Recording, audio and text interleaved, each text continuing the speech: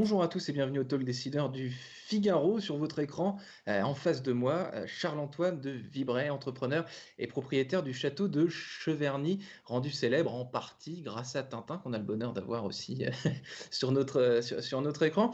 Avant de commencer l'interview, Charles-Antoine de Vibray, une question, où sommes-nous exactement dans ce château? C'est Écoutez, votre bureau? vous C'est un êtes salon? à Cheverny, vous n'êtes pas à Moulinsart. En fait, on est dans l'aile est, le pavillon d'Abou Est, pour reprendre un terme architectural du château. Donc, en fait, on n'est pas trop à Moulinsart, mais on est à Cheverny. Donc, en fait, la Tintin n'est pas à Moulinsart, il est à Cheverny. Entendu, Tintin en direct Mais depuis on se tient à Cheverny. l'intérieur du château. À l'intérieur du château, avant Tintin et Hergé Cheverny, c'est d'abord votre histoire, familiale, je crois, monsieur de Vibray, puisque vous avez su très tôt que ce château, que ce monument, historique serait à vous. J'ai fait l'objet de ce qu'on appelle une adoption plénière. Donc, je suis devenu, en continuant à être élevé par mes parents, je suis devenu donc le fils adoptif de mon grand-oncle Philippe de Vibray.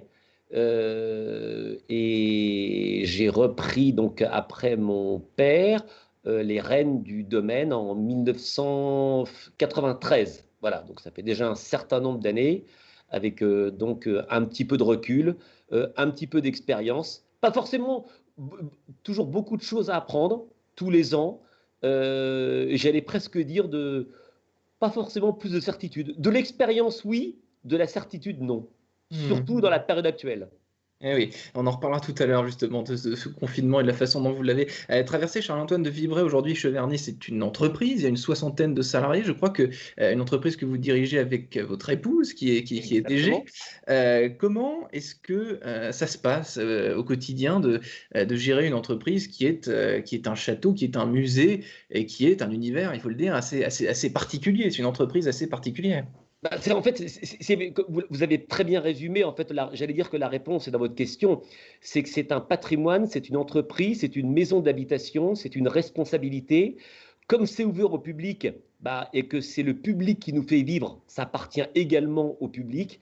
Que c'est un patrimoine historique, que Cheverny va fêter bientôt les 400 ans de sa construction, du début de sa construction, les Hmm. 100 ans de son ouverture au public en 2022. Ça fait pas mal d'anniversaires d'un coup. Et là, on achève une grande tranche de restauration des enduits de la façade nord qui sont quasiment terminés.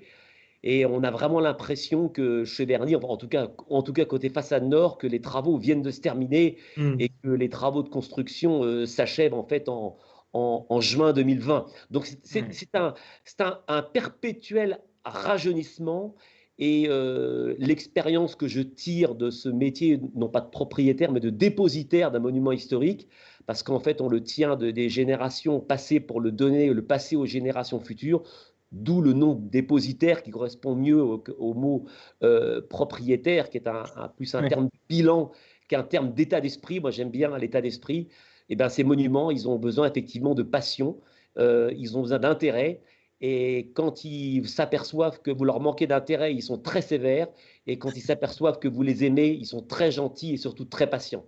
Vous dites, monsieur de Vibray, dépositaire, propriétaire, et je crois que vous habitez aussi dans les dépendances à Cheverny. Donc vous travaillez tout le Alors, on temps, en habite. fait. Vous Non, n'êtes non, jamais, non, vous on prenez habite jamais de dans le repos. château. On habite dans la partie est du château, donc une partie qui n'est pas visitée.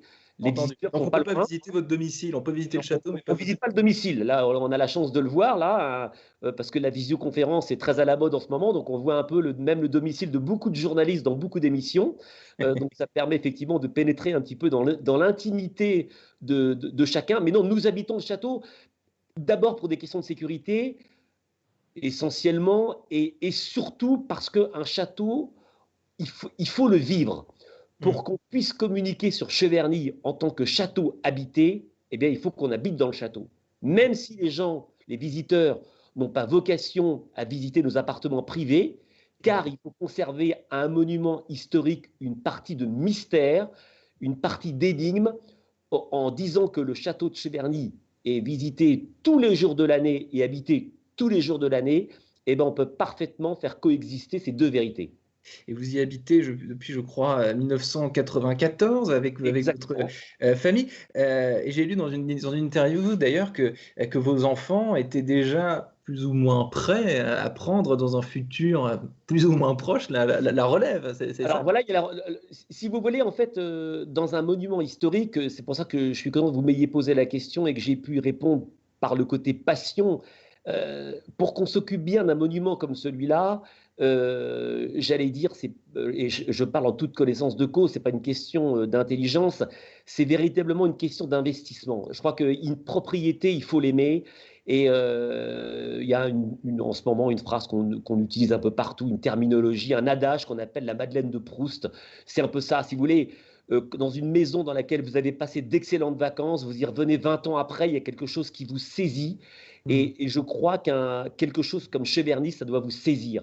Il y a des parfums, il y a des bruits de parquet, il y a des bruits de portes qui se ferment, il y a une ambiance, il y a chaque château, parce qu'ils ont 200, 300, 400, 400 ans, 500 ans parfois. J'allais dire, ça, c'est ce qui va être votre principal moteur, votre principal carburant, justement, pour que votre passage aux commandes d'un monument comme celui-là, pour présider aux destinées d'un monument comme celui-là, ça se passe dans les meilleures conditions, c'est que vous y mettiez tout votre cœur. Mmh. Donc on l'a évoqué, au début, Charles-Antoine de Vibray, ce château de Cheverny dont vous êtes le propriétaire, le dépositaire et l'habitant. Il se situe donc à côté de Blois. Il y a un lien tout particulier avec Tintin que nous avons, derrière nous. Quelle part, a Tintin dans la fréquentation de Cheverny? Quand vous regardez un petit peu, les visiteurs que vous avez, toute l'année, combien viennent pour l'univers d'Hergé et ce qu'évoque, ce Je vais château? vous apporter une réponse extrêmement simple. Ça serait trop fastidieux que je vous ressorte mon cahier de visite, mon cahier de statistiques. Mais avant l'inauguration de l'Expo Tintin en 2001, quand on était en dessous de 350 000 visiteurs, quand on était au-dessus de 350 000 visiteurs, c'était une super performance. Maintenant, quand on est en dessous de 350 000, depuis 2001, c'est une contre-performance. Là, Ouais. nous enregistrons environ 420, 430 000 visiteurs par an. Tintin y est pour une partie non négligeable. Mmh. Voilà, c'est pour nous, Cheverny, ce n'est pas l'histoire de France, c'est l'histoire d'une famille, mais malgré tout, c'est le château le plus célèbre de la bande dessinée. On laisse un petit peu de place à Tintin quand même dans cette histoire. D'abord, Tintin, lui, Moulinsart est installé et déployé par l'exposition des secrets de Moulinsart dans les communs du château. Donc, Tintin, Haddock, Tournesol et les Dupont eux, ont 700 mètres carrés pour vivre dans les communs du château, donc à Moulinsart. 700 mètres carrés, c'est raisonnable. C'est Euh, raisonnable, voilà, ça et, permet et- de parvenir. et parlons un peu, pour terminer, Charles-Antoine de Vibray, de la période que nous venons de vivre, ce confinement, cette période un petit peu inédite. Je crois que de votre côté, le château de Cheverny, évidemment, était fermé. Le château de Cheverny, de son histoire, n'a fermé que deux fois, je crois, Alors, il à a deux fermé, non, occurrences alors, très précises. depuis 1922, la période la plus tragique, ça a été la Seconde Guerre mondiale, Ouais. donc fermé de 1940 à 1946, le temps que le mobilier national que nous avons accueilli et protégé retourne dans les musées parisiens. Après, il a fermé pour un autre événement malheureux qui était la mort de mon grand-oncle en 1976. Il a fermé après pour deux événements heureux qui étaient la visite de la reine-mère d'Angleterre en 1963 et une demi-journée pour notre mariage en novembre 94. Mm. Et donc, ce qui fait que c'est sa deuxième, troisième fermeture, j'allais dire pour des raisons bon, qui sont sans commune mesure, heureusement, avec la Seconde Guerre mondiale, mais c'est quand même une période difficile à vivre, mais ça nous a permis de nous le réapproprier en quelque sorte, même si je considère qu'il appartient aux visiteurs parce que c'est des visiteurs qui nous font vivre. Et surtout, on en prend encore plus soin, on est encore plus impatient de voir les visiteurs arriver. Il y a des surprises on attend en particulier une sculpture géante, un chien géant d'un sculpteur tourangeau qui s'appelle Michel Audiard, un chien qui fera 3,50 m de haut, qui accueillera les visiteurs à la sortie de la visite du château. On a le Jardin de l'Amour qui a été inauguré l'an dernier. Tout est prêt. Voilà, on attend les visiteurs de pied ferme. On sait qu'ils vont revenir. On sait que ça a été un sale moment, une sale période pour tout le monde. Mais pour les entrepreneurs, moi je suis un petit entrepreneur, un dépositaire, un petit entrepreneur, ça nous a permis effectivement de resserrer un certain nombre de boulons, pour reprendre une expression triviale. Et si on met à part, j'allais dire, tous ces malheureux décès qu'il y a eu en France et dans le monde, que personne n'oubliera, simplement pour le côté business, voilà, ça nous aura permis de nous resituer, de nous recadrer. On en tirera des bons enseignements, et les circuits de visite, parce que venir à Cheverny, d'un point de vue sanitaire, il n'y a aucun problème.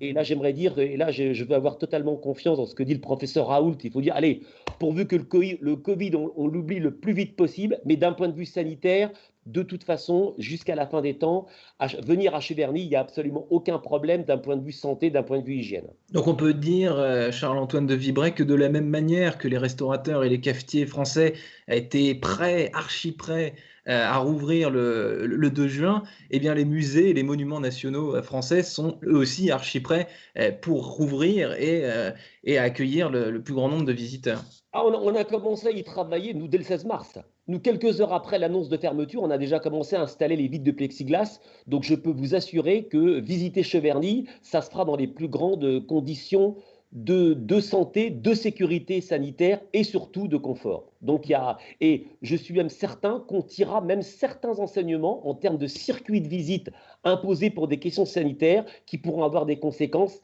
très positives sur le confort de visite du château à l'avenir, même sans Covid-19.